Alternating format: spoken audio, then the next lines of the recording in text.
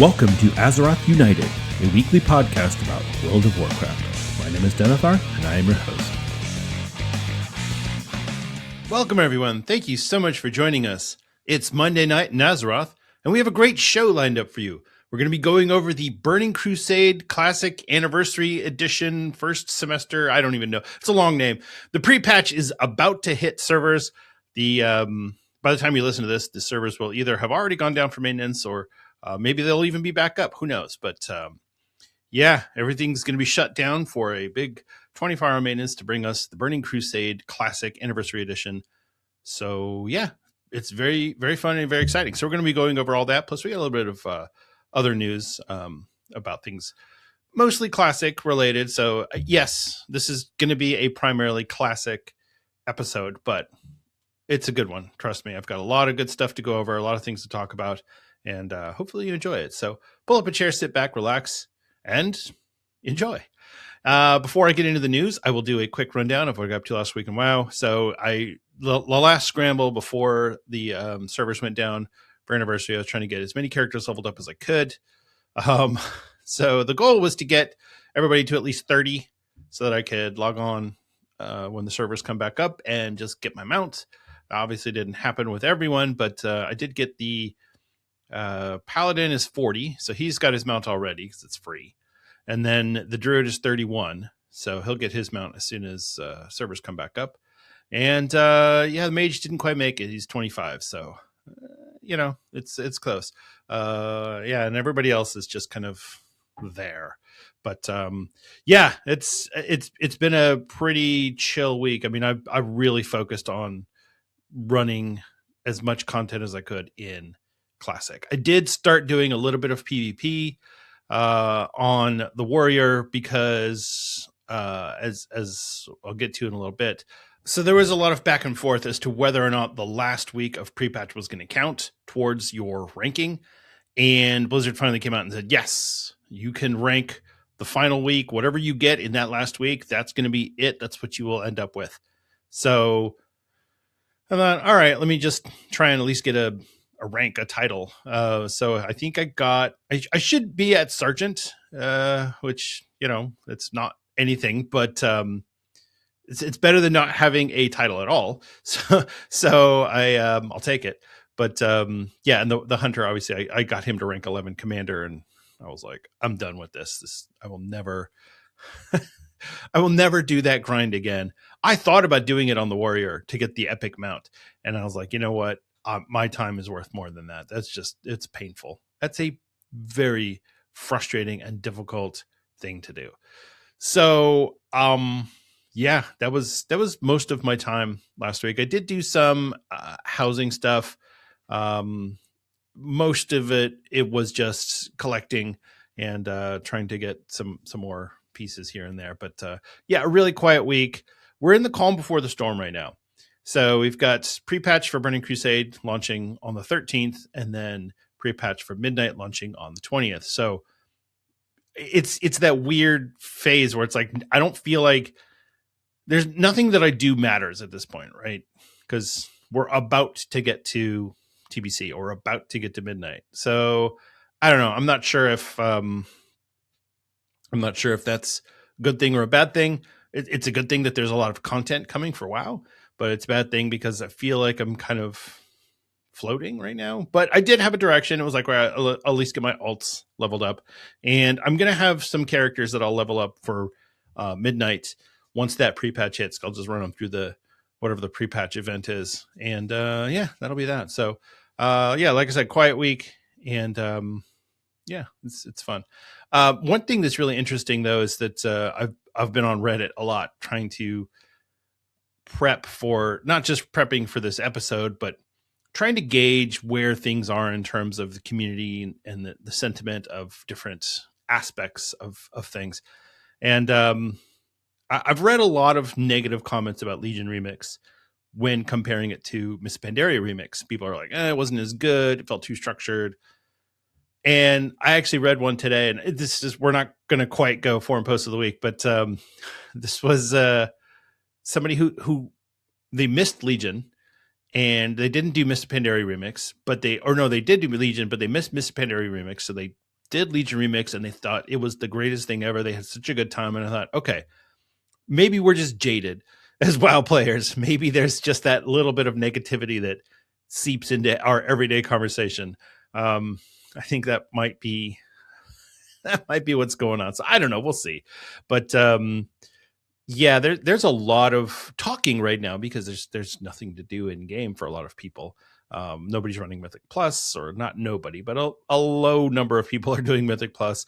A low number of people are doing PvP. It just doesn't matter at this point. So yeah, it's nice to see those little rays of sunshine of people saying, I actually like this game. It's really fun. So anyway, that's it. That's all I got after last week. I'm done trying to make money. I'm done prepping gear for my shaman, who I haven't made yet. I'll make him tomorrow, I guess. And yeah, that's that. So before I continue to ramble any farther, let's go ahead and jump into the news.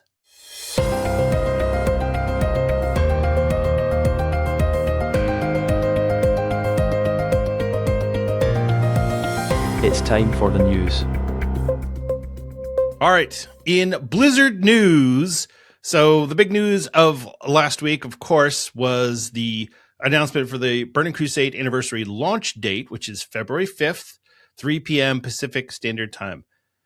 I'm not sure why it was that this took so long for Blizzard to give us this information. It could have something to do with the way that they handled the technical side of it. But regardless, we are getting TBC Anniversary February 5th. That gives us a 23-day pre-patch, which is a pretty good amount of time.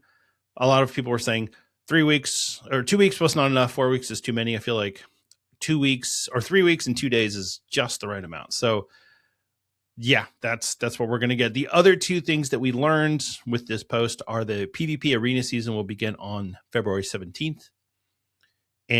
Or with the weekly reset for every region starting on February 17th.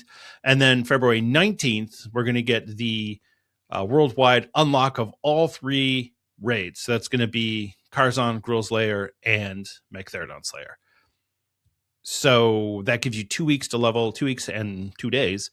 No, 2 weeks straight. 2 weeks straight to level 70.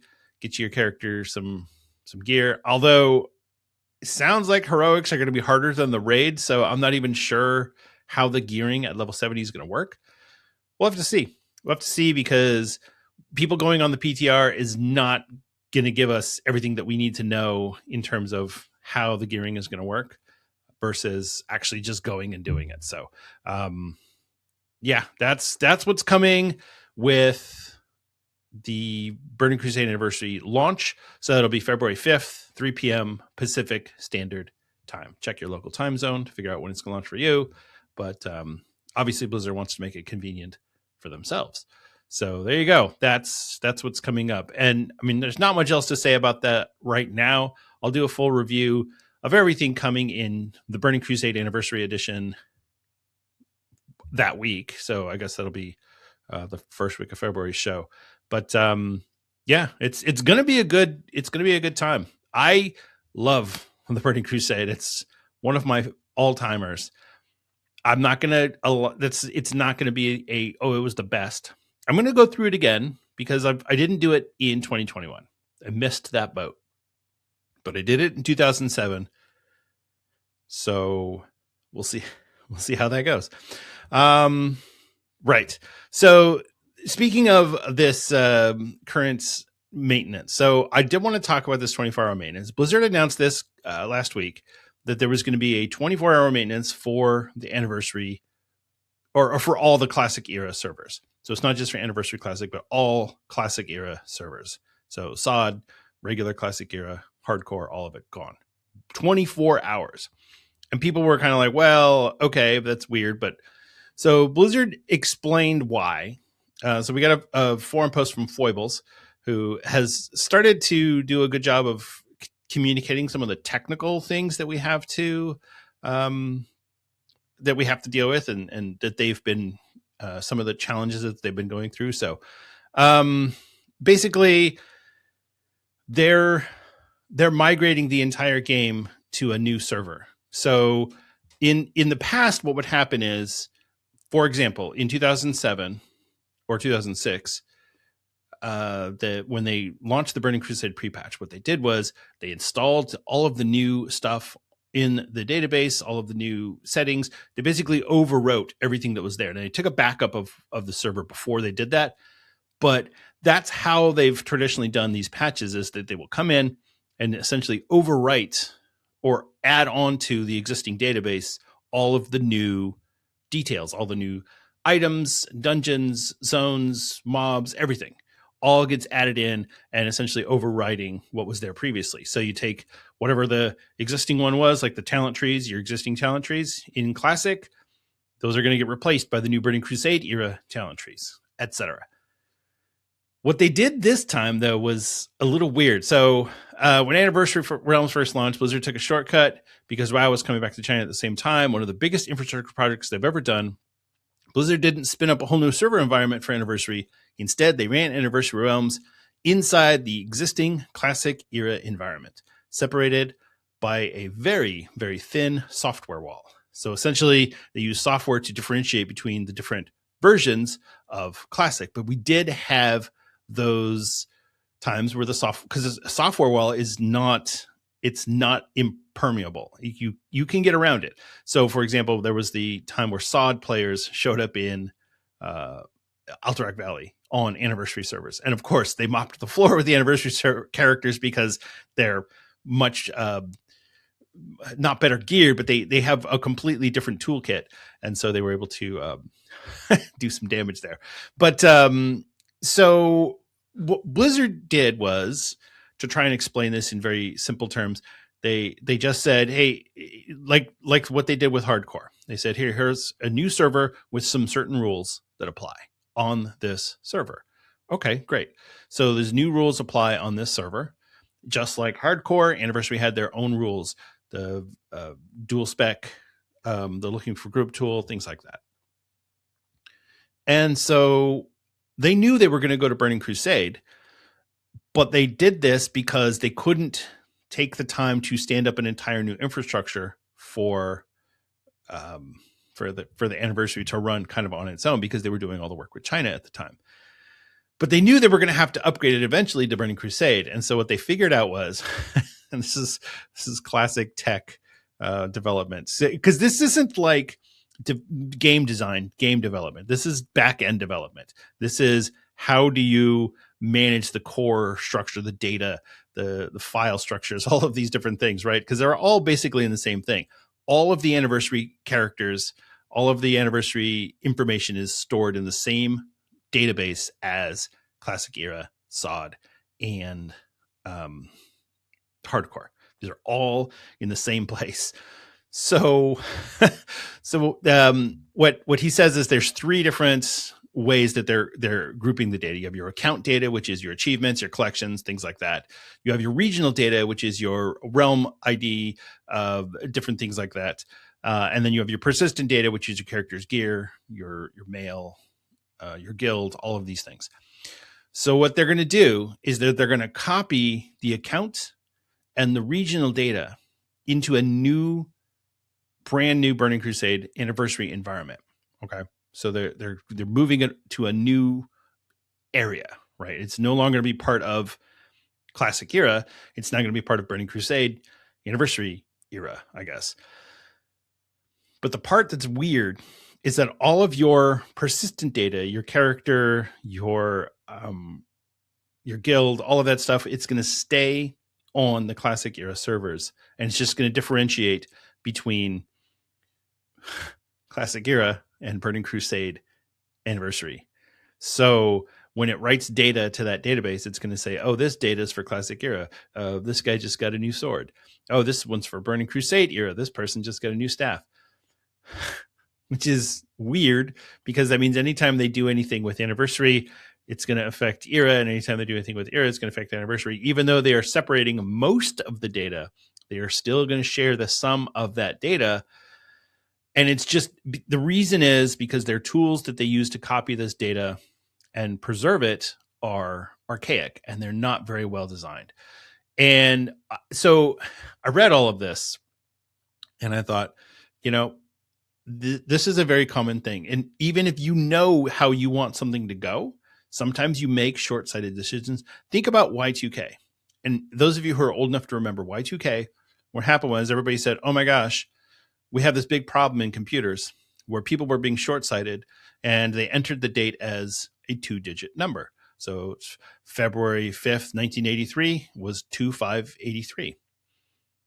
You didn't bother to put the 19 because everything was 19. Well, as we got into the 90s, some computer development people started to realize, hey, wait a minute, this is going to be a problem when we get to the year 2000 because it's going to be 00. So the computer is going to think that it's 1900 and it's going to get confused. So there was a whole effort that went through to update all of this back-end data. You extend the date field for the year to 4 digits, and then you have to go through and manually update, or maybe via a script. But either way, you have to do this. It's a specific process. You can't just push a button and everything magically happens. It doesn't work that way. You have to program it to update, because you can't just say, well, just update everything automatically. Like, for example, if you said 92, okay, you can't just assume that that's 1992, because what if it's the birth date for somebody who was born in 1892? So there had to be some programming behind it, and there had to be a lot of work that went into actually updating all of these dates. So that for the same thing here, they knew they were going to have to move this environment to Burning Crusade eventually, and they couldn't do that without upgrading all of Classic Era to Burning Crusade as well. But they didn't want to move the database over, because if they do that, then it creates a whole new set of problems because everything is so interconnected. This isn't like one database, that you wrote in Microsoft Access where you've got 7 tables. This is a massive, massive multi-database connected system. And when you take one part of it and you want to make a change to it, you have to change all of these other systems at the same time. And so Blizzard wrote tools to actually do that. The problem is those tools are old and they haven't taken the time to write a new tool for it. So this is their solution. So the player and character data is going to stay on Era, and it's going to be written to by Burning Crusade Era. It's weird, but the reason for the big downtime is that they're copying all of the rest of the data. So anything that's about your account, anything that's account bound or account wide, your account information, anything that's not a specific player thing, like what does my character have? Where is my character? What's their location in the world? What guild are they in? What armor are they wearing? What do they have in their bags? What do they have in their bank? Those things are all what they call persistent data. Everything else is getting copied. So that's going to take some time. They have to go through, they have to validate all of that. And then we'll be able to log in and play. So I'm assuming that the environment that they're copying it to is already preloaded with the Burning Crusade, so they're not going to have to also then do a patch, but I don't know. So yeah, it's just copying data. So yeah, then when the servers come up, then we will be on Burning Crusade. So in theory, everything should work smoothly because they said they tested it. I can't tell you how many times I've told my boss, yeah, I tested it and it was fine. I don't tell her necessarily about the things that didn't test well because I feel like I've already fixed those, but I didn't do a retest of the things that I fixed. So yeah, sometimes you go, I tested it and it's like, well, okay, but what did you really do? Anyway, so that's what's going on. That's why there's the big long downtime, and hopefully everything's going to go smoothly and we should see our characters back around 3 p.m. Pacific time on January 13th. I don't know if this is worldwide or if everyone's getting the patch on at the same time or if it's regional. So I don't know. But here in the United States, we're getting it on the 13th. So, okay. One final thing, and this one I'm going to read to you because this is I want to be very specific with the words that we're using here. So this is from Josh Greenfield. We might know him as a Grend. He was one of the classic WoW producers, or he is one of the classic WoW producers. And he did a lot of communicating with people around Season of Discovery and during that time and really kind of got the players excited about Blizzard communicating with them. I believe he was the one that started the WoW Classic Dev Twitter account that was pushing out updates, which is now really not being used. But he's stopped posting a lot of updates, and he's pretty much gotten pretty quiet. And so this is one of the reasons why people are concerned. They're like, hey, we're getting no communication about Classic because nobody's taken the time and effort to say, hey, here's our plans for Classic. And this explains why. So, greeting WoW Classic friends. I've had people reach out to me over the past several months asking why I've been so quiet on socials recently. As I've said in the past, this mostly means I'm busy, but I think I'd like to explain a bit about what I've been busy with and how my position on the WoW Classic team has changed. As the team has grown and the complexity and number of projects, from Season of Discovery to Mists of Pandaria to Anniversary, etc., of Classic has increased, we've needed to look at how our team is structured. This includes making some moves for certain individuals to help them focus their attention where it is needed most. For my part, I've historically occupied an odd spot on the team, working directly with our dev team and WoW team leadership to help plan the things we want to do, helping steer the direction of the design of our various seasons and game versions, doing some actual design implementation, while also being responsible for large portions of game production and a variety of Classic projects. This work includes working with partner teams, removing roadblocks, and generally being a jack of all trades behind the scenes. So he's doing everything, not just a producer. He's doing a little bit of dev work. He's working with the dev teams. He's kind of a project manager. He's doing everything. However, for the past few years, I have steadily shifted further and further towards game design and implementation as my primary focus. During Season of Discovery in particular, I created a variety of content, including a number of class rune discoveries, the Tarnished Undermine Real system, and the Shadowy Figure quest lines, several of the Blackwing Lair epic weapon quests, and the Ashbringer legendary quest line, to name just a few things I worked on. As a result, last year, I officially changed roles from game production to game design. I've got my whole focus now dedicated to helping lead the long-term vision for content and narrative on the Classic team while continuing to implement new content. Okay, great. So he's moved to development and he's working on the future of Classic. Great. So that's the biggest reason I've been so silent and will probably continue to be relatively quiet for the time being. It wouldn't be very appropriate for me to comment on projects like Anniversary or Mists of Pandaria Classic or answer questions about them due to my now reduced involvement there. So that was a lot of words to say. I'm still here. I'm just really busy. But I felt it wouldn't hurt to explain a bit about what I've personally been up to. The team's growth is strictly a good thing, and we've been in an adjustment period. We're still finding our footing with some folks in new roles and new team members getting up to speed. We're really starting to hit our stride, and that's incredibly cool to be a part of. I'm really excited to see what the other awesome stuff the team is working on in due time. But for now, I'm going to keep my head down and keep chugging away. Always happy to read the comments you leave, even if you don't have a ton to say. Even if I don't have a ton to say just this moment. So please don't hesitate to @ me to say, hey, Happy New Year. So basically, he's not working on Mists of Pandaria. He's not working on an Anniversary. Season of Discovery doesn't have any more development, which means, without saying it, he's telling us, hey, guys, I'm basically working on Classic Plus. Which, there's the whole thing of like the biggest open secrets, right? Obviously, everybody knows Classic Plus is coming. Even Blizzard knows that we know Classic Plus is coming. They're not hiding it from us. But they are not willing to announce it because they don't want to announce something half-hearted or halfway. So I understand from a marketing standpoint, from a just from an optical standpoint, if you start putting out little bits of things about Classic Plus, if you release information before it's ready to be released, players will pick it apart and then they'll start complaining and then they'll start dooming. Right now, the problem is nobody knows what's going to happen with Mists of Pandaria or Anniversary. Anniversary is about to go to Burning Crusade. Great. We're going to get a year of Burning Crusade, and then what? People want to know. Am I going to go to Wrath of the Lich King? Am I going to stay on Burning Crusade era?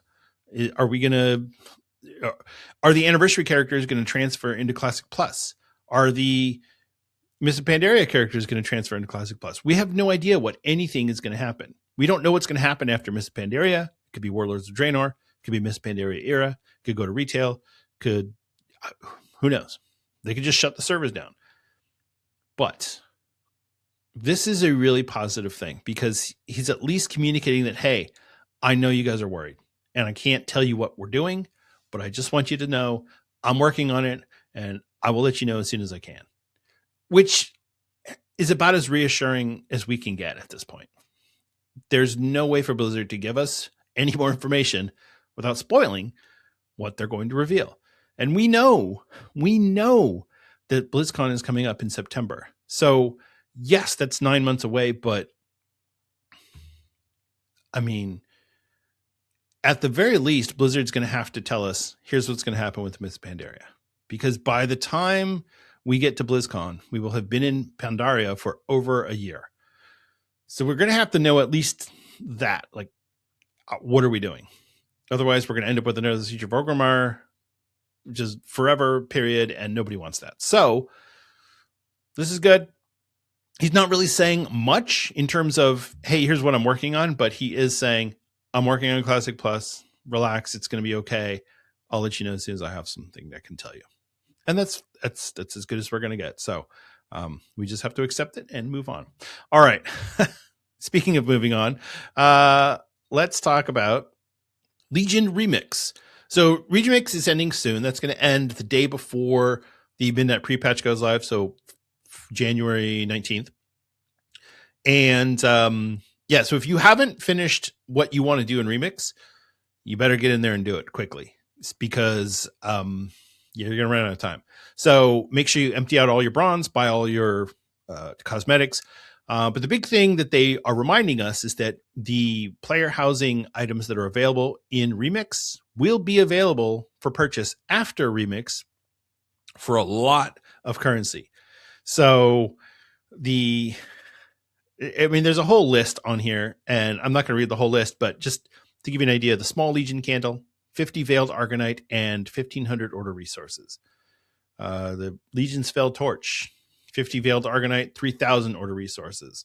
The Hanging Fell Steel Cage, 50 Veiled Argonite, and 12,000 Order Hall Resources. So you get the idea here, right? It's a lot of Order Resources.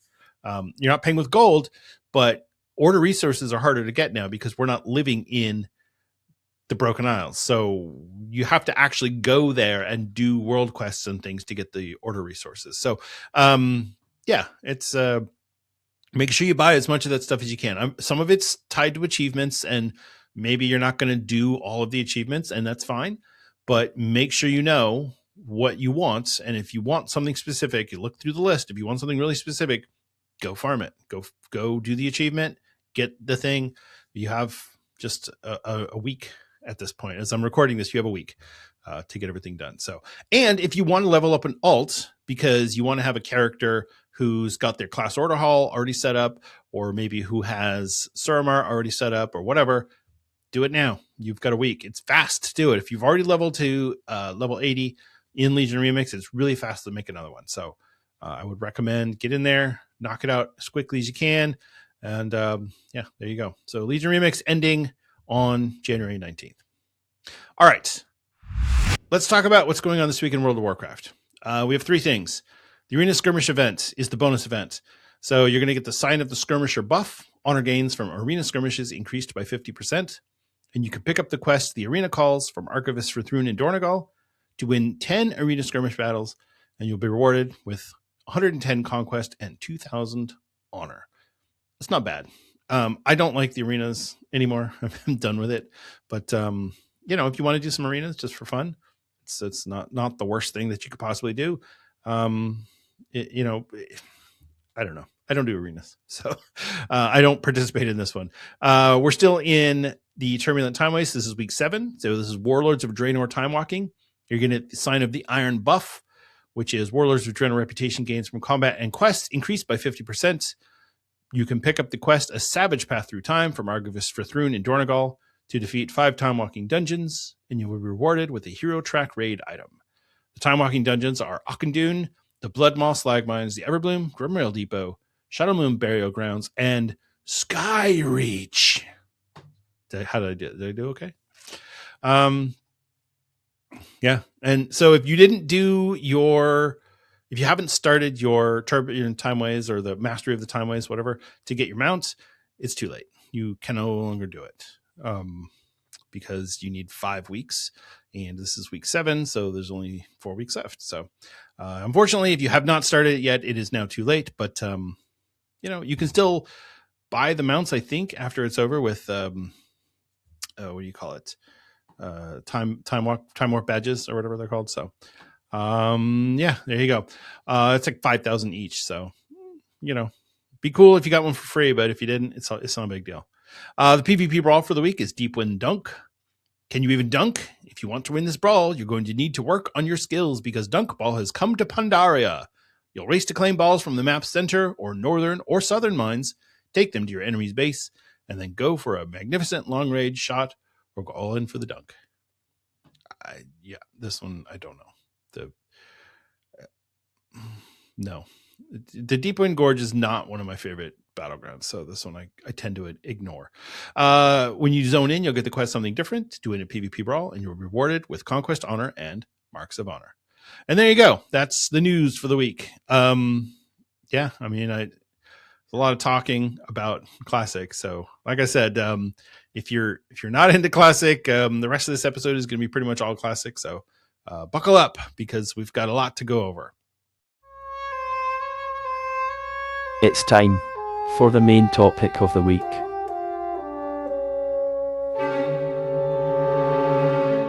All right, folks. The Burning Crusade Classic Anniversary Edition Pre-Patch is here. So we're going to get the patch. It's going to go live around 3 p.m. Pacific time on the 13th of January, at least here in North America. I don't know about other parts of the country or other parts of the world, but this is what we're getting here. And I'm pretty excited because I've been playing Classic for, I can't even remember when I started. It was summertime, around the summertime. I started doing Classic. I was playing my Hunter. I did Blackwing Lair, Zolgrub. I started doing AQ, and then I had to quit raiding, which was unfortunate.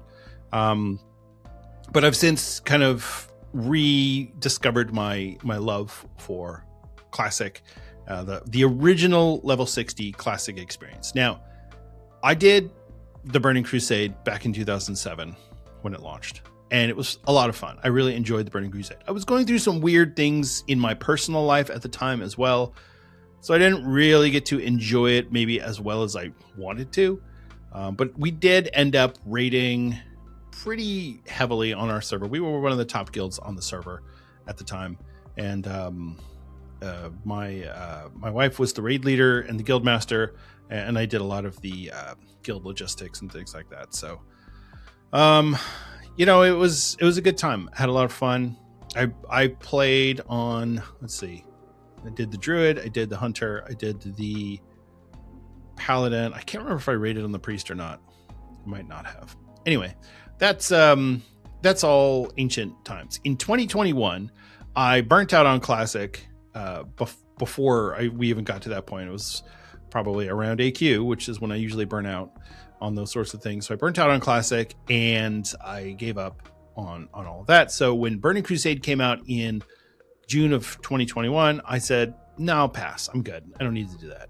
I've already done that. I'm over it. And I regretted that because there were a lot of things that I really enjoyed about Outland and the Burning Crusade, the raid content, the heroics. It's a lot of fun. It is as close as we've ever gotten to Classic Plus. I know we had Season of Discovery, but Burning Crusade, the expansion, gave us an add to our existing characters, right? So it's not like, hey, here's a new seasonal server you can go play on. That was like a playground. This expanded our characters. It gave us what we had and then added more to it. That's basically what we're asking for with Classic Plus. Now, there's a lot of things. We leveled up to 70 and there was flying, and there was a lot of things added to the game that maybe won't end up making it into Classic Plus once Blizzard does release it. But the point is, it still felt like the same game. You go and you play, if you started playing WoW in 2005 and 2006, and then you stopped, and then you came back in 2018, it would feel like a completely different game. Be like, what am I even? This doesn't even feel like the same game. The character looks different. The movements are different. The abilities are all different. The talent trees are different. Everything is different. Everything feels wrong. Burning Crusade still felt like the original WoW. It wasn't until Wrath of the Lich King things started to feel a little weird, and you're like, well, this feels a little different. And then We got Cataclysm, and it was like off to the races then. But the Burning Crusade is just like vanilla, but better. Everything about your character and your class and your abilities is better. Now, some classes don't get the best transition from vanilla to Burning Crusade, and that's fine. Rogues in particular have a really rough time going from 60 to 70 in terms of how they come out at the end of that. But everybody gets their own, at least a piece of the pie, which was not the case in vanilla. In vanilla, it was the warriors, rogues, mages, a little bit of warlock, a little bit of hunter, and that was about it. And everybody else either healed or I think that was it. So yeah, it was a different time. And so 2007, when the pre-patch hit, it was actually in 2006. So pre-patch hit December 5th, 2006. We had 42 days of pre-patch, which is wild when you think about it, because we had 42 days of pre-patch. We had no Blood Elf and Draenei. We had no... there were so many things that we didn't get that first time around that we are getting this time around. In 2021, when we had the first time with Classic, it was only 2 weeks. So May 18th was the pre-patch launch, and then June 1st was the actual expansion, Burning Crusade Classic. 14 days is not enough time to really do a whole lot. People were trying to level up Blood Elves and Draenei, and it was like a whole big mess. And then this time we're going to have a 23-day pre-patch, which I feel like is a perfect amount of time. It's just over 2 weeks. It's great. I love it. I'm really happy with it. We're going to get the launch on February 5th, 2026. So what are we getting in this pre-patch? What's coming in the pre-patch versus what are we not getting until the Burning Crusade actually launches? So what's going to happen on January 13th versus what's going to happen on February 5th, basically. So this is what they did back in 2021, and we're getting it again this time. The new races will be available in the pre-patch. So Blood Elf and Draenei characters will be able to be created. Blood Elves can play as Hunter, Mage, Paladin, Priest, Rogue, and Warlock. Draenei can play as Hunter, Mage, Paladin, Priest, Shaman, and Warrior. And it's really important to remember Blood Elves could not play Warriors in original Burning Crusade. That wasn't until a Cataclysm or WoD or something that they could play as a Warrior. So no Blood Elf Warrior, but you can play a Blood Elf Paladin, which is very exciting for Horde characters who want to play as a Paladin, or Horde players who want to be a Paladin, or and the Draenei can be Shaman, which is exciting for Alliance players who want to play as a Shaman.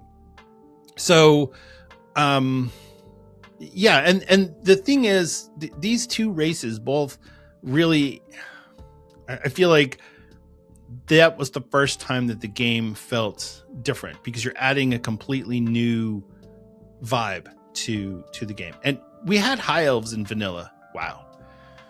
The Blood Elves do not look anything like the High Elves. Okay. If you've seen the comparison between the two, like the whole you versus the guy she tells you not to worry about. Right.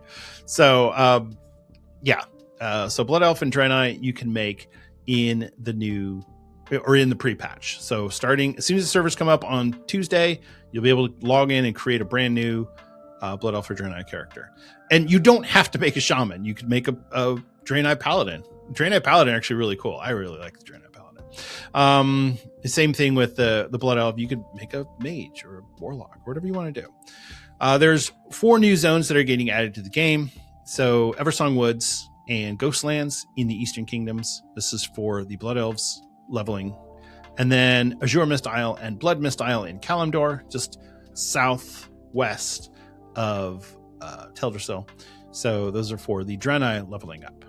And I have to say, the Draenei certainly have a better vibe on those beginning zones. I do not like the Blood Elf starting zones. It's so long and so big, and I get so irritated with it. Anyway, yeah, so that's what's coming. That's the new content, actual content that we're getting. Everything else is modifications to existing content, but this is what we're getting that's brand new.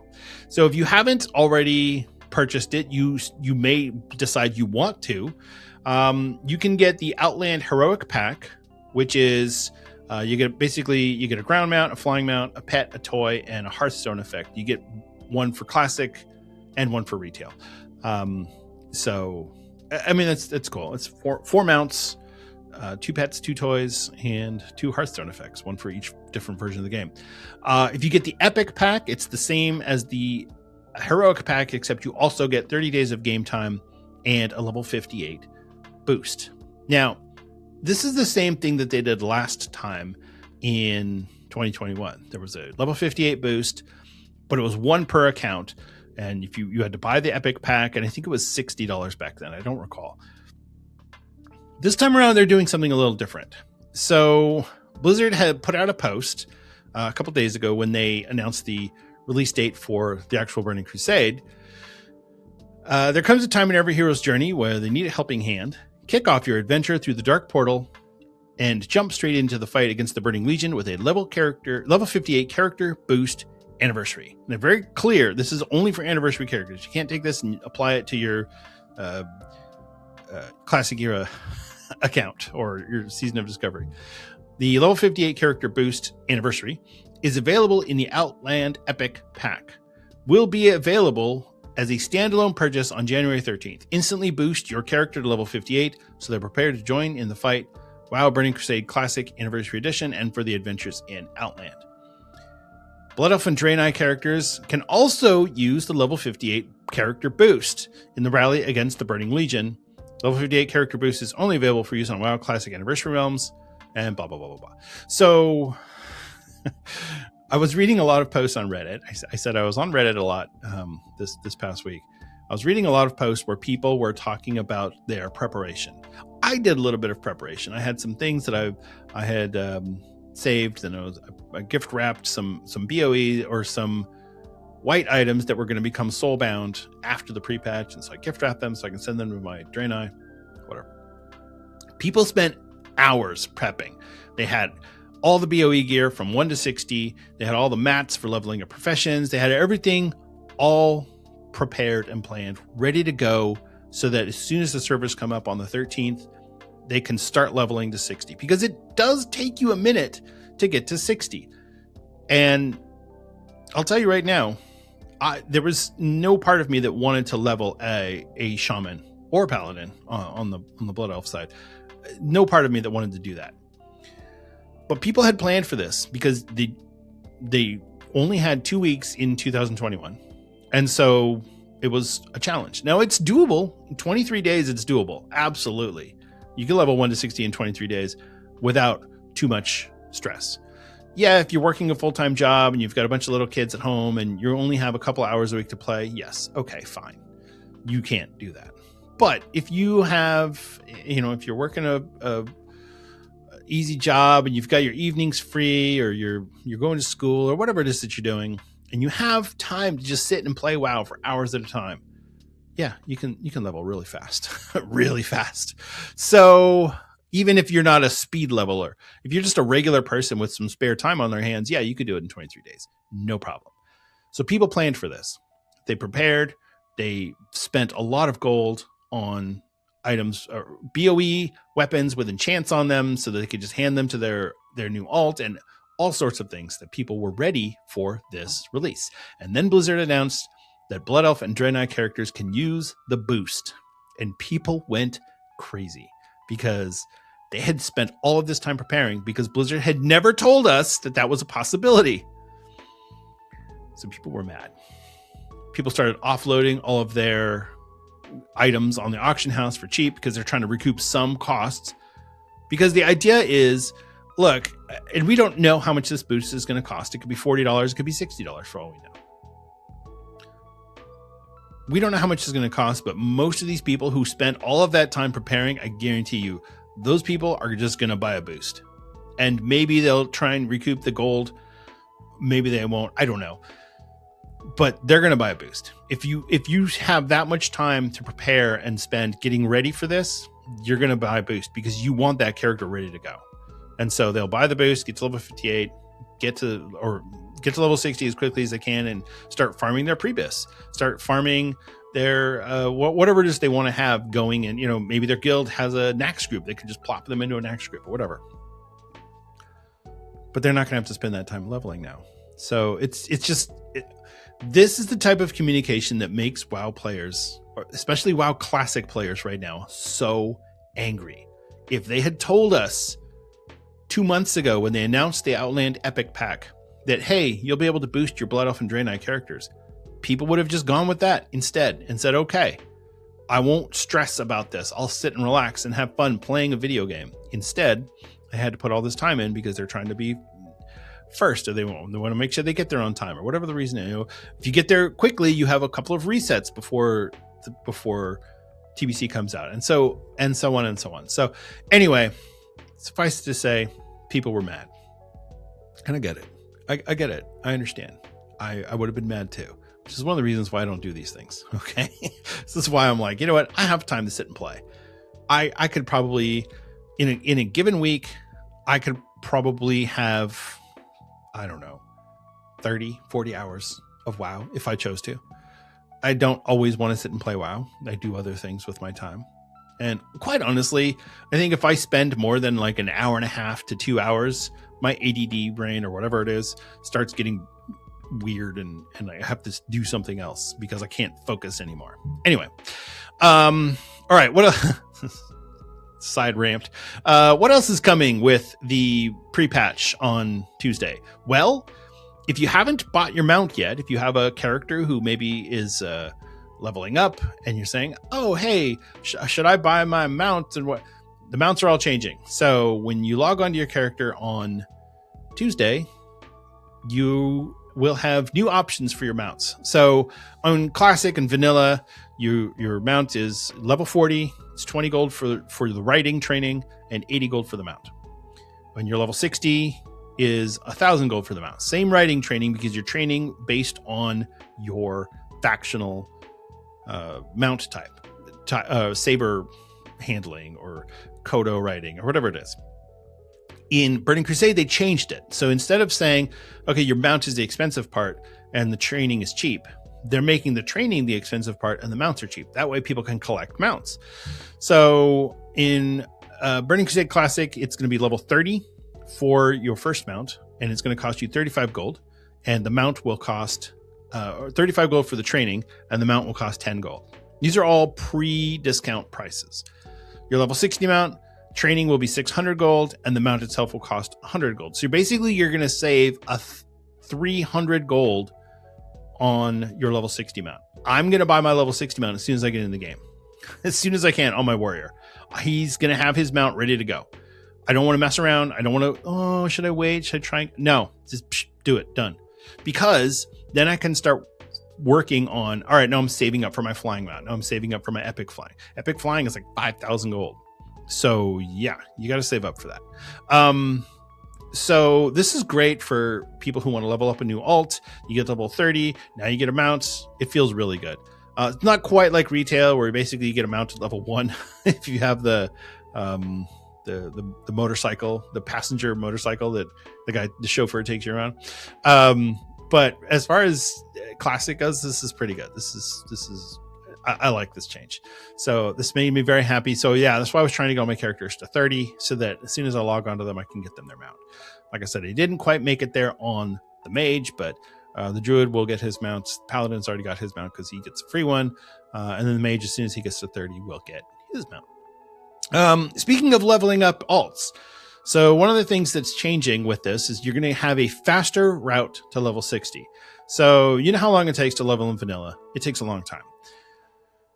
So what Blizzard did is they reduced the amount of XP that you need from level 20 to level 60 by about 15% on average. It's not exactly 15%, but by and large, overall, it's about 15% less XP that you need to go from 20 to 60. 1 to 20 is the same, which that's the easiest part of Classic, right? I could level 1,000,000 1 to 20 characters and have a great time. As soon as you get to level 20, and it's like, now I got to go through, at least on the Alliance side, I got to go through Red Ridge and Duskwood, and I've got or Ashenvale, and it's like it starts to get hard, and you start running dungeons, and it slows things down a little bit. So this is going to speed up a 15% extra or 15% reduced XP requirement.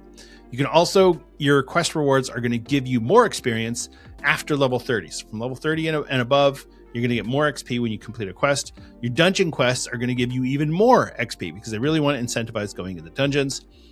A lot of the outdoor elite quests are now soloable, so the elite mobs are no longer elites, and you're going to be able to do, like thinking about Red Ridge, right? There all of these elite orcs in the old fort there. They're not elite anymore, so you can just go tear that up. And then a lot of low level items throughout are going to have their stats changed to make them better, giving spell power or crit or things.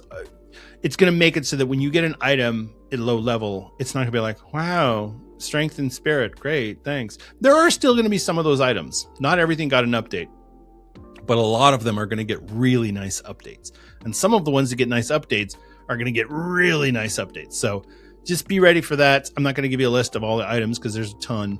But if you want to look, you can probably go on Wowhead and find it. Or at least look at a dungeon that you're going to run and see, well, what items have changed. But yeah, a lot of really good item changes are coming. So that really helps with the leveling as well. Not quite as good as heirlooms, but still really good. So that's the leveling change that's going to happen. There's also going to be changes to your talent trees and some of your spells. So your talent trees are going to be extended by 10 points. You're going to get a new bottom of the tree talent. That's basically, it's like your level, your level 50 talent. It used to be a level 40 talent. That's your level 50 talent.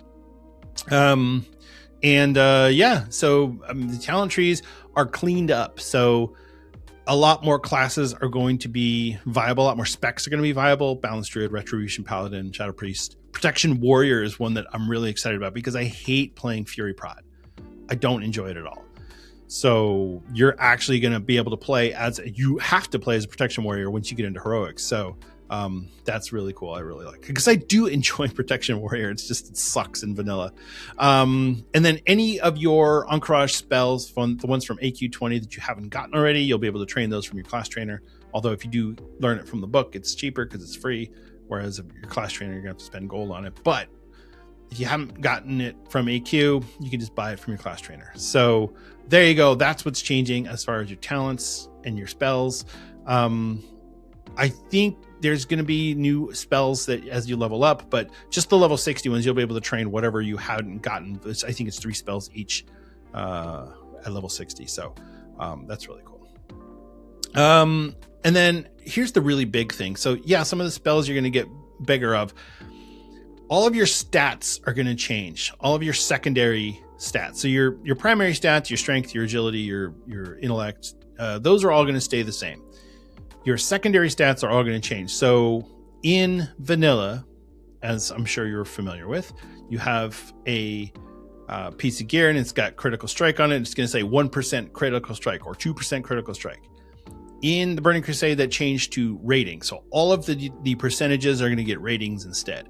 And so each rating calculates to a certain percentage. So at level 60, 14 critical strike rating is equal to 1% critical strike. 10 hit rating is equal to 1%, or 10 hit rating is equal to 1% hit. Sorry, I have to think that one through. So the reason that they did this change is because 1% is 1%. So if you have an item that's, say, Ruin of the Guard Captain is a really good one that I really like to point out because it's from the Hinterlands quest. It's like a level 40 something quest chain or quest line, and it's 20 attack power and 1% hit. That's a great item that a lot of people use at level 60 as part of your pre-bis. And it makes no sense that an item of that low level should have that high of a stat on it. So the rating allows them to give you a partial percentage, or it will scale with your level, right? So if you get an item at level 45 that gives you 1% hit at level 45, by the time you get to level 60, it's going to give you like 0.6% of a hit. Or 0.6 percent hit chance. So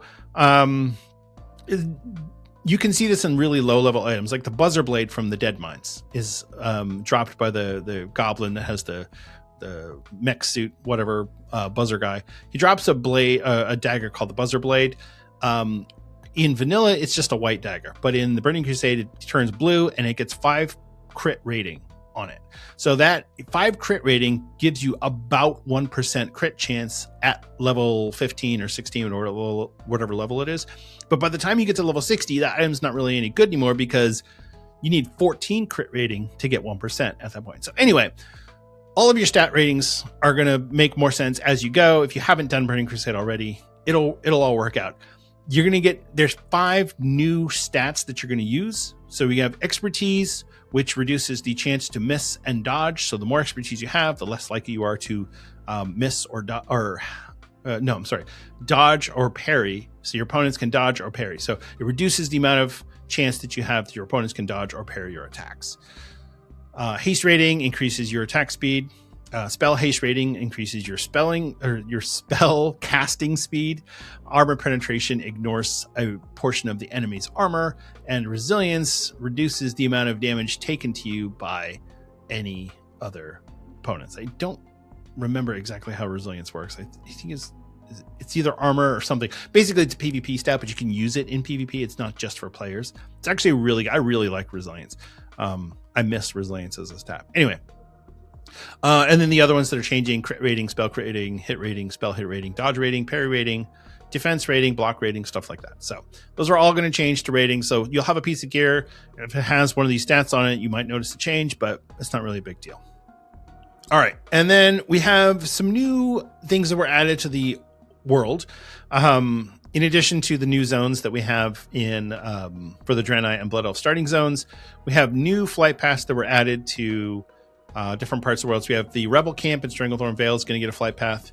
The Forest Song in Ashenvale will get a flight path. And I believe the one in Ashara will become Horde only. Mud Sprocket in Dustwallow Marsh, which is a new quest hub that you're going to get a whole bunch of quests for. That will be available to both races or both factions. And then Emerald Sanctuary in Felwa, which is that little area in southern Felwa that's just like a pain to have to run all the way down there. Yeah, that one's getting a flight path too for both Horde and Alliance. So yeah, some little quality of life things, makes leveling up easier. Burning Crusade was still part of that time where the leveling journey mattered. It wasn't until you got a little bit further on that it was like, who cares about leveling? Just get to max level as quick as you can so you can do all the end game stuff. I think Wrath of the Lich King was probably where that really shifted. It was like that a little bit in Burning Crusade, but not as much. You still had people running all over the world leveling all the time. So, and then finally we have PvP. So a couple of things here. So the ranking gear is going to be made available without having the appropriate ranking for honor and marks of whatever. I think some of them are going to require Mark of Alterac Valley, some of them require Rathi Basin, some of them require Warsong Gulch. I don't have the exact prices. Blizzard had prices really low on the PTR for a while, and people were all excited, and then they raised the prices up and people were sad, and then they said, well, we're going to double honor, and people were like, yeah, it's not good enough. But basically, if you want to get the rank 14 gear, and it's not all rank 14, it's I think it's like rank 12, 13, and 14. If you want all of that gear, you can go grind it by doing Battlegrounds in the pre-patch period. So, and it's going to take a lot. You have to do a lot of Battlegrounds because you get less honor. People on Reddit were estimating you get about 1,000 honor per hour. And I think the whole set is like 40 or 50,000 honor. So it's a lot of time that you're going to have to spend doing just PvP. But if it's something that's really important to you, especially if you're like, hey, I just got to level 60, I don't have any good gear yet, or I just got to level 60 and I have some good pieces of gear, but my weapon is garbage, you could go grind the weapon. Or maybe you just need shoulders, or maybe you just look at the pieces. And if you want to get one specific piece because it's like, hey, this would be really good, and maybe I'll keep it for a long time, even when I'm leveling up, some of these pieces you won't replace until your mid 60s. So it's worth at least checking on it. But that will be made available starting on Tuesday. All of the honor is going to be reset, but I believe you'll keep your marks. If you have marks already on you, I hope so, because I have marks on my warrior. But you'll be able to purchase those pieces. You don't need any ranking or anything like that. You can just go and buy them. You just need the appropriate honor, currency, and your marks from the different battlegrounds. And then, so yeah, double honor gains for the entirety of the pre-patch until February 5th. And then Arena Skirmish will be available, but you're not going to be able to get any rating or anything because the arena season won't start until February 17th. So that's what's coming in the Burning Crusade Classic Anniversary Edition pre-patch. Now, there's one other thing that I wanted to talk about before I wrap this up, and this is the changes that were being made to boosting. Now, I have opinions on this, and I'm going to tell you first what's going on, and then we'll discuss. So during Classic, it was a really big problem for, or boosting, I should say, is a really big problem. You get mages especially, but any other class can do it, but certain classes do it better than others. So mages, paladins are two of the really good ones, where basically a mage could go into a place like Maradon, for example, and kite around a bunch of mobs, a lot of mobs, basically clear an entire wing of Maradon, while everybody else in the group who's low level and still leveling up just stands there and gets all the XP from it.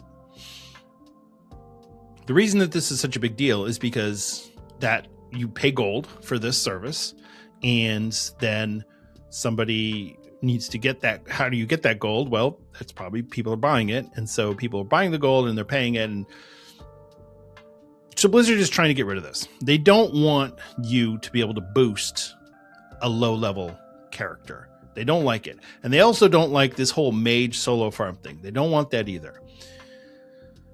So what they're doing is, and this is what they did on Season of Mastery. I don't remember if they did it on Season of Discovery, but I remember it was on Season of Mastery. So you're going to get reduced XP from mobs that are low level for one party member. So if you're in, let's go with Maradon, and you have a bunch of mobs that are in their mid 40s.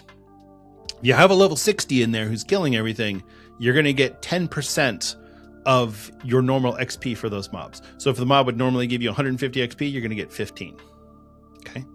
So right off the bat, no bueno. You can't boost people. They're not going to get XP for it. So you can't do that. The other things that they're doing, that they're changing to reduce this, because they know if they only change one, if they only block one aspect of this, people will find other ways to make it work. So they're going to make it so that if you go to an evade spot or a reset spot, mobs will teleport to you. And the first one that I thought of is the dead mines. And if you're in the dead mines and you screw up the pull once you get onto the pirate ship, you can jump onto the big wheel and it'll reset all the mobs. And so I'm not sure if this is going to work this way for the dead mines, because normally in the dead mines you have a at-level group. And so I don't know if all of these changes are going to affect all groups of all different sizes, but if they do, that means no more wheel resetting in the dead mines. After 30 seconds, mobs cannot be slowed, which means mages have 30 seconds to kite mobs before, they're just full speed and they're just going to come after you and kill you. And finally, after 60 seconds, the mobs get a speed boost and they will stun you or knock you down on a hit. So all of these things make it really difficult to not just boost other characters, but to solo farm. I know that doing solo farms in slave pens is a really big thing in the Burning Crusade. You won't be able to do that anymore. Doing ZG is a really big one. Won't be able to do that anymore. People do this sort of thing all the time, especially mages and paladins, and it's just not going to work. So I understand what Blizzard is trying to do, and I understand why they're trying to do it. But it's frustrating for me because, you know what? I'll tell you, honestly, sometimes I don't want to fight with other people for loot. I'll run the dead mines in a group. And then I'll say, you know what? I'm just going to bring my level 60 over and clear it really fast and see if I can get the drop that I want on this character. Just because I feel like it doesn't mean anything. I don't need that. Oh my gosh, I need this ring because it's going to... Who cares? It's a level 18 ring or whatever. But it's something I enjoy doing. It's fun. And it gives me an opportunity to get some loot that maybe I would have to roll on, right, as I'm leveling up. So I won't be able to do that anymore. Or at least I won't be able to get my character XP for doing it. So if I go in there on my level 60 or level 70, and I have my level 15 in there or whatever, I can still do it. he just won't get any XP for it. And that stinks. But I get it. The reality is, if I want to run the Dead Mines and I want to run it a bunch of times so I can get a specific drop, I should just go do a bunch of groups, because that encourages people to play the game together and be social about it. And so while it's something that affects me and actually kind of annoys me, I'm annoyed by this change. But I'm not annoyed by running a dungeon with a group of people. I get annoyed when people are jackasses in there, yeah. Or when the rogue rolls on the ring in the Dead Mines because it has 2 agility on it. And meanwhile, I'm over here on my priest and it's 6 intellect. It's like, come on. But anyway. Yeah, these changes are a little weird and I don't like them, but I'm willing to accept it because of it. It's designed to help the greater good. It's designed to make things better for everyone as a whole. So I'll take it. But still, I'm annoyed by these changes and I don't like them. So, say what you will. Blizzard is trying to do things. And I know all the people are always going to say the same thing. Oh, just ban all the bots. Well, you can't just ban all the bots. It doesn't work that way. Because not everybody that you think is a bot is a bot. You can't just do /who Stratholm and go, see, there's all the bots. That's not the way it works. They actually have to go and check each person to see what they're doing one by one. And we all know they don't have the staff for that anymore. They fired most of their GMs. They do have a few GMs, but most of them are AI bots now. So now you have an AI bot going to check on a scripted bot in game. Yeah, it's not going to go well. So yeah, it's unfortunate that this is the type of measures that they were reduced to, but this is where we are. And I feel like it's going to be better off in the long run. I did get a whisper on, this is on my warrior, and I was running my mage through the Dead Mines. He was level 20 or whatever. So I'm going into the Dead Mines, and here we go. And the warrior's going through there, and I got a whisper right before I ran in saying, hey, are you boosting DM? And I thought, I really don't want to deal with this, because yes, I am, but I'm boosting myself. I'm not boosting you. I'm boosting me. So yes to your question, but no to the next question, which is, can I join in? No, that's not what this is about. So anyway, the boosting changes are whatever. It's fine. I'll live. And that's most everything that's coming with the pre-patch. There's probably a few things that I missed, but that's pretty much everything that we're getting. The changes that we're getting, things are getting modified. And Blizzard, every time they do this sort of thing, they learn from their mistakes and they learn from what they did last time. And so we got a little bit longer of a pre-patch this time, whereas 14 days wasn't long enough and things like that. And Blizzard is trying to give us a good, fun game that we all enjoy. I just wish they were better at communicating. That's really what it boils down to. I wish they did a better job of communicating, and yeah, I think that's about it. So, but I'm gonna have a good time in the pre-patch and then in the Burning Crusade when it actually comes out. So I'm looking forward to it. And if you're doing Burning Crusade, or maybe you leveled up in Anniversary but you haven't really been doing a whole much, hit me up. Maybe we'll run a dungeon together or something. I'm on Dream Scythe, so if you wanna do that, let me know. Send me a Battle.net friend request and we can go run a dungeon or something. It'll be a good time. So, all right. And I think that's it. All right. That's going to wrap up our show for today. Thank you so very much for listening and for watching. I really do appreciate it. It is always a pleasure and a privilege for me to get on this microphone and speak to you. I really do enjoy doing the podcast. I'm really having a good time. I had to force myself to do the podcast today because I really wanted to be playing Anniversary up until the last minute, which it's 5:30 p.m. right now. I'm on the East Coast, which means in 30 minutes, the servers are going to go down for 24 hours. And instead of playing, I'm doing this podcast for you because I love you guys. So, if you're enjoying the show and you would like to help us out, you could consider leaving us a 5-star rating and review on Apple Podcasts or Spotify. The ratings on Apple Podcasts really help. Spotify helps a lot, not quite as much as Apple, but because Apple's still the name of the game in podcasting. Although Spotify is gaining grounds, Apple is still number one. So yeah, ratings on whatever you listen to really though would help, but Apple helps the most. If you leave a review on Apple Podcasts, I'll read it on the air. If you leave a comment on Spotify, I can read that as well. If you're watching us on YouTube, you can help us out by doing a like, a comment, and or a subscribe. Those all help as well. Although YouTube has been kind of weird lately. So the thing with YouTube is Google got rid of Google Podcasts, which I loved. I thought Google Podcasts was great. They got rid of it and they replaced it with YouTube Music, and you just have to do a podcast playlist for your podcast. I don't like it as well because you go onto YouTube and people get mad if the podcast doesn't have video, and they're like, oh, well, there's no video. It's like, it's a podcast, dude. So I started doing video, and now I feel not stuck. I feel like I'm kind of stuck doing video podcasts because of YouTube. And sometimes I don't feel like it. Sometimes I just want to talk and be in my underwear and not have to, brush my hair or whatever. But it is what it is. So, YouTube YouTube is, I think YouTube thought they were going to take over the podcast world, and then Spotify started doing videos and it turned into a whole mess. Anyway, YouTube helps out as well. If you want to like, comment, subscribe there. If you're looking for other ways to help us out, you could consider joining our Patreon, patreon.com/Azeroth United. Patreon is where people can give their IRL money to help out with the production costs for the show. So things like the hosting, Riverside, the website, all of these things, they do cost money. And while I'm certainly thrilled to pay for all of these things because this is my hobby, I'm not trying to make cash off of this. This is my hobby. I'm doing it for fun. It is nice to have people helping me out and saying, hey, I want to throw you a couple bucks to help out with the production of the show. That's great. I love that. Eventually I might do things like upgrade some of my equipment or whatever. But for now, I'm happy to just have a little bit of help on some of these components. So thank you for that. I really do appreciate it.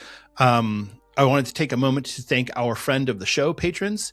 That is Judge Omni, Stuglife, Thelial, Greybeard, Raven, and Macus. Thank you all so much. And thank you to all of our patrons. You definitely help make Azeroth United possible. If you want to get a hold of me directly, you can reach me on Twitter or Blue Sky. I'm at Denethar on both of those platforms. And or you can jump onto our Discord server. It's AzerothUnitedPod.com and jump on the Discord and join in the conversations there. And I think that's everything. So that's it. Thank you again. And remember to be good to each other out there. That's a real life person on the other side of that keyboard. And maybe they're playing Classic Anniversary and you're playing Miss Pandaria and their cousin is playing The War Within. And y'all want to play together, but you can't. And who cares? You can all just be friendly and get on Discord and chit chat and have a good time. That's what it's all about. We're all here to have fun and enjoy each other's company. So you should do that and just smile and be kind and be good to each other. All right. Take care. I love you all, and I'll see you in Azeroth.